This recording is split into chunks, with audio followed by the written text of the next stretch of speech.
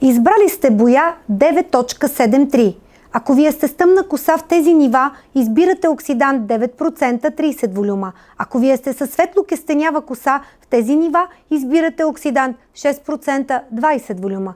При наличието на много бели коси, този цвят може да стои прозрачен. Затова е добре да се комбинира с боя 9.0 от серията Extra Coverage с 6%, 20 волюма. Ако желаете да освежите цвета по дължините на косата, тогава използвайте боя 9.73 с оксидант 3%, 10 волюма. Смесете 100 мл боя с 150 мл оксидант. Препоръчваме ви да нанасяте боята обилно и равномерно. Време на престой 40 минути. През последните 5 минути разнесете по дължините, за да освежите цвета, след което изплъкнете. За дълготраен цвят и защита използвайте продуктите на Миаманте.